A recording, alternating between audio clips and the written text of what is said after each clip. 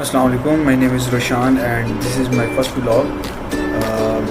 तो अभी आज का प्लान है कि आपको ज़रा अंदरून और मस्जिद वज़ीर खान वगैरह घुमाते हैं लाहौर में।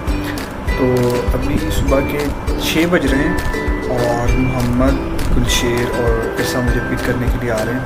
तो आपको आज ज़रा अंदरून घुमाते हैं। तो उन्होंने यहाँ पर मुझे पिक किया और हम निकल पड़े पुराने लाहौर की तरफ। रास्ते में काफ़ी रश था और फिर हम लाहौर पहुँचते ही पुराने लाहौर पहुँचते ही सबसे पहले हमने एंट्री मारी फूड स्ट्रीट में। फूड स्ट्रीट इस वक्त बिल्कुल बंद थी क्योंकि ये सुबह का टाइम था और हम यहाँ पर इस वजह से आए थे कि मुझे याद आ गया कि ये दो गुम हो गई थी और हमें मिल नहीं रही थी। पता नहीं छोटी छोटी चीज़ें बहुत जल्दी गुम हो जाती हैं। थोड़ी बच्ची हो क्या? इनको यहाँ पर हमने पकड़ा और खाली फूड स्ट्रीट थी, इसमें कुछ सिनेमेटिक शॉट्स नहीं हैं और ऐसे चिकान चिकरे की तरह हम यहाँ घूम रहे हैं जैसे पूरी फूड स्ट्रीट हमारी है, मतलब पुलिस बैग में। कैसा दिया? नहीं दिया? अच्छा। और उसके बाद और ये मलिक साहब आ गए हैं। मलिक साहब इतनी देर क्यों लगा दी है? बात मेरी अभी बताएं ना आप। We enjoyed some Lahori food और सुबह के ब्रेकफास्ट में अगर आपको हलवा पूरी खाने में मिल जाए तो क्या ही बात है।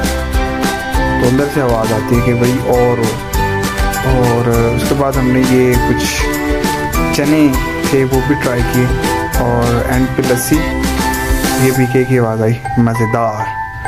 और इन सब एक्टिविटीज़ के बाद हमारा मेन फोकस था मस्जिद वज़ीर खान का, तो उसकी तरफ हम गामज़न हुए। लेकिन उसकी तरफ जाने से पहले जो दरमियान वाली स्टोरी ये है कि हमने लाहौर की जो असल तहज़ीब है, जो असल सकाफ़त है और जो लाहौर का सही अगर आप कह लें खूबसूरती है, तो हमने उसको भी इंजॉय किया। और सबसे जो मुझे मज़े की बात लगी वो ये थी कि द वे ऑफ टॉक, जो अंदरून के लोगों के बोलने का तरीका है, वो सुन के आपको वाकई ही में मज़ा आता है। 50 और जब भी आप अंदरून हो जाएं तो ये जगह उस्मान की बैठक के नाम से वहाँ पर मौजूद है। तो ये एक छोटा सा कैफेटेरिया और मैं बता नहीं सकता ये कितना खूबसूरत है। हाँ, तो फाइनली वी रीच एट मस्जिद वज़ीर खान। सुबह सुबह काफ़ी ज़्यादा खजल खुआरी तो हो गई है, लेकिन कोई बात नहीं। आइए आपको दिखाते हैं। Let's explore.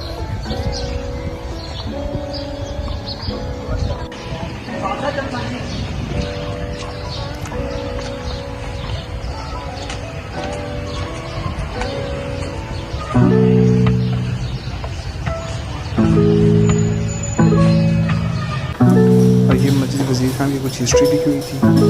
ये अगर आप सो फाइनली आप देख सकते हैं कि मस्जिद वज़ीर खान कहाँ आता है ये। और if we talk about the history of this mosque, so ये 1637 में शाहजहाँ ने तमीर करवाई थी ये मस्जिद। और आज इसको काफ़ी अर्सा हो गया, काउंट तो नहीं कर पा रहा मैं। तो अब आपको दिखाते हैं ज़रा सिनेमैटिक शॉट्स।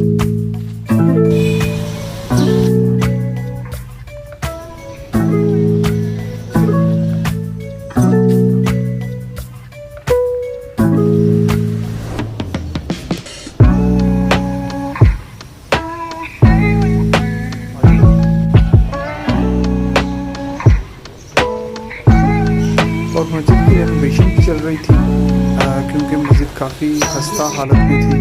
तो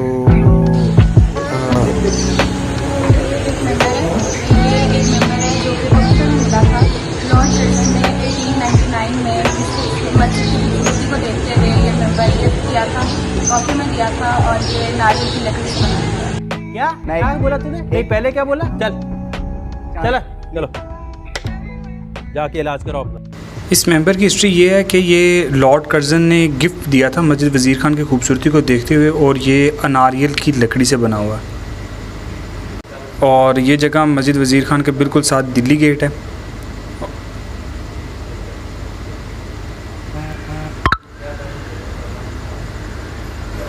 इस वक्त हम फुल ज़लालत प्रोग्राम होने के बाद ज़रा हेलो हाय कर रहे हैं एक दूसरे को भी कैसा दिया। ये मस्जिद वज़ीर खान की जो रेनोवेशन हो रही है उसके कुछ शॉट्स हैं।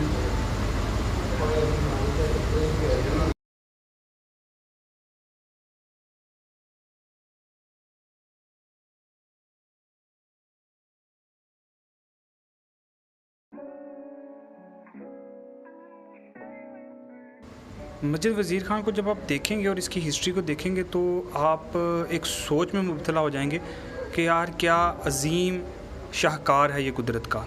मतलब कि खूबसूरती के हवाले से और इसका इंफ्रास्ट्रक्चर और इस पे किया हुआ नक्शो निगार, मैं मतलब कि आपको अल्फाजों में बयान नहीं कर सकता। ये जब आप खुद जाएंगे और इसको देखेंगे तो आप इसकी खूबसूरती से फिर जो है वो सही तरीके से जज कर पाएंगे और इससे इसकी खूबसूरती से मानूस हो जाएंगे।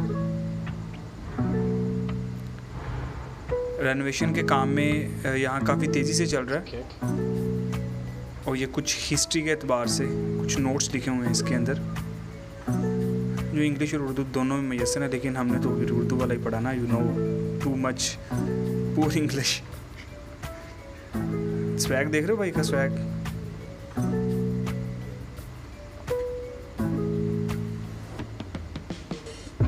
ये मस्जिद का जो है वो बिल्कुल मेन जहाँ पर मेंबर है।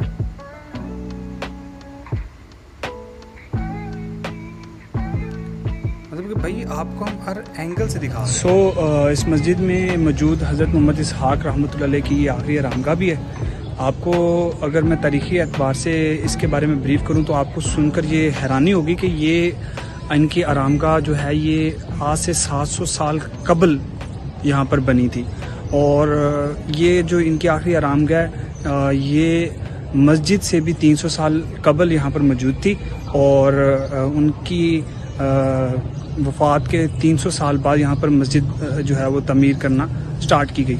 और ये जो मस्जिद है ये बादशाही मस्जिद से भी तारीख़ में पुरानी है लेकिन रकबे में कम है।